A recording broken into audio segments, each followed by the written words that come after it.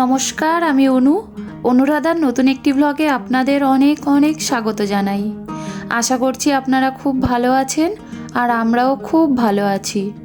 এই ভিডিওটি শুক্রবারের কিছু কাজের জন্য গিয়েছিলাম হাজরাকালীতলার মন্দিরের কাছে। তো ভাবলাম একটু মায়ের দর্শন করে যাই আর আপনাদেরও একটু দর্শন করাই।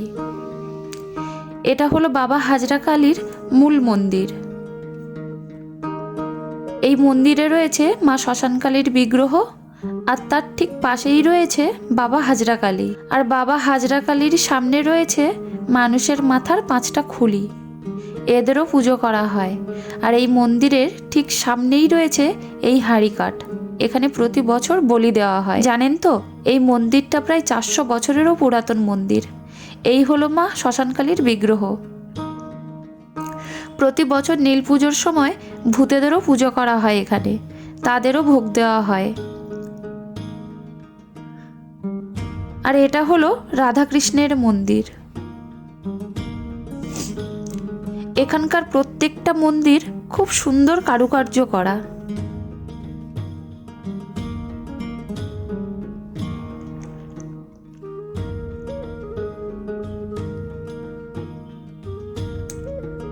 ওই যে দূরে দেখছেন, ওটা হলো জগন্নাথ মন্দির। এই মন্দিরটা নিউ টাউন কারিগরি ভবনের ঠিক পাশেই। বিশ্ববাংলা গেট থেকে বাসে বা অটোতে 10 মিনিটের মতো লাগে এখানে আসতে। এই দেখুন কত কার্তিক ঠাকুর আর লক্ষ্মী ঠাকুর। আর এটা হলো দুধ পুকুর। আগে এই পুকুরের ঠিক পাশেই ছিল মহাশ্মশান, কিন্তু সময়ের ব্যবধানে এখন আর নেই। এই বটগাছটা দেখছেন, এটা কিন্তু বহু পুরাতন বটগাছ। প্রতি বছর নীল পূজার সময়ে ভূতেদের এখানে ভোগ দেওয়া হয়। নীল পূজার সময় তো এখানে হাজার হাজার ভক্তের ভিড় হয়, কিন্তু যখন রাতের বেলায় ভূতেদের ভোগ দেওয়া হয় তখন কোনো ভক্তকে এখানে থাকতে দেওয়া হয় না। মনে করা হয় কোনো ভক্ত এখানে থাকলে তাদের ক্ষতি হতে পারে। এই মন্দিরে আমি প্রথম এসেছিলাম প্রায় 10 বছর আগে, আর তখন থেকে এই জায়গাটা আমার খুব পছন্দের জায়গা হয়ে গিয়েছিল। যখনই সময় পাই তখনই চলে আসি। খুব ভালো লাগে এখানে আসতে, এখানে এসে সময় কাটাতে। এই দেখুন, এত বড় কার্তিক আমি এর আগে কখনো দেখিনি। এই যে কার্তিক ঠাকুর লক্ষ্মী ঠাকুরগুলো জলে ভাসাতে নেই তো, তাই পূজা করে গাছতলায় রেখে গেছেন।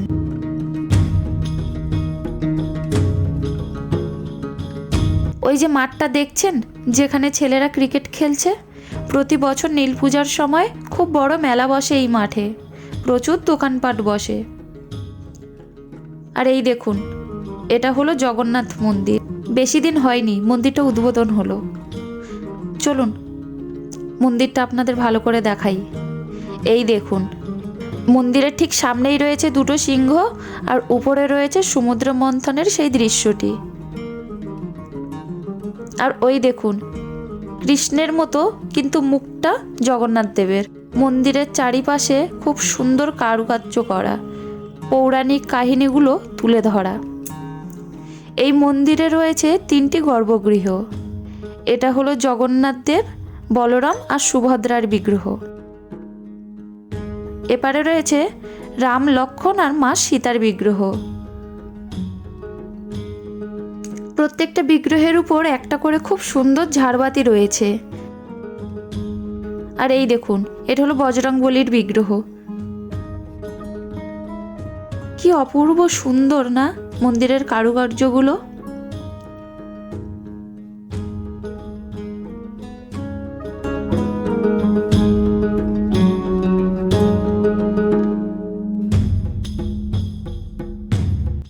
এখানে উপরে কত বড় একটা ঝাড়বাতি রয়েছে। এই মন্দির সকাল 8টার মধ্যে খুলে দেওয়া হয় আর দুপুর 2টোর দিকে বন্ধ করা হয়। আবার 4টের দিকে খুলে দেওয়া হয়, আবার 8টার দিকে বন্ধ করে দেওয়া হয়। শনি মঙ্গলবার বারের পূজা হয়, তাছাড়া প্রত্যেক দিন পুজো করা হয় মন্দিরে।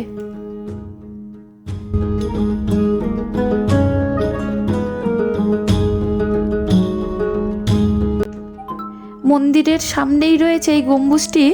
গম্বুজের উপরে রয়েছে গরুর দেবতা।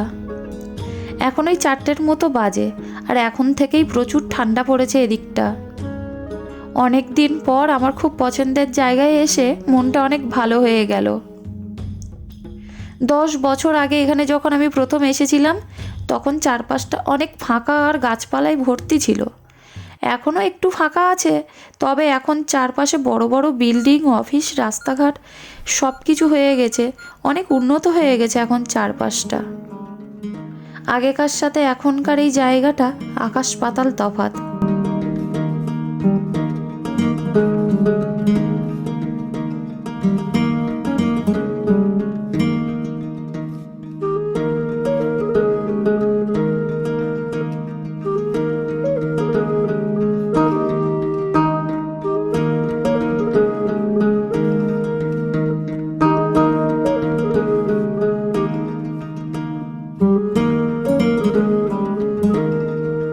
এই দেখুন, এখানে একটা দোকান বসেছে।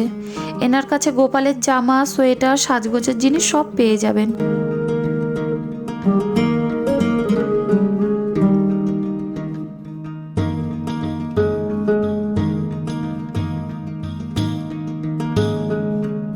আর এটা হলো বনবিবি আর মা শীতলা মায়ের মন্দির।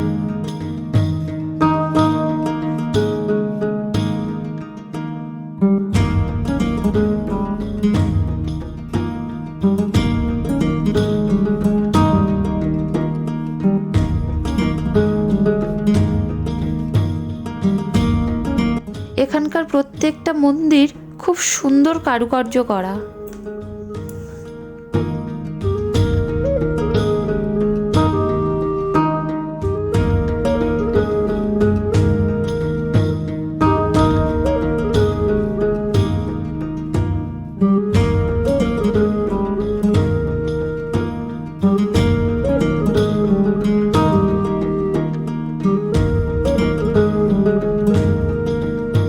মূল মন্দিরের পিছনে রয়েছে এই বটগাছ।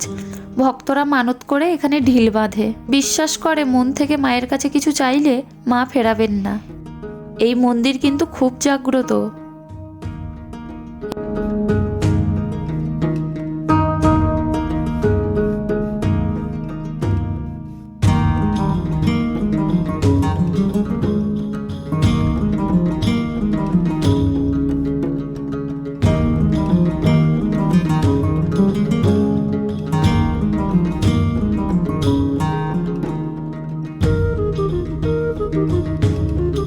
এই দেখুন, রাতের বেলায় জগন্নাথ মন্দিরটা কি অপূর্ব সুন্দর লাগছে, তাই না?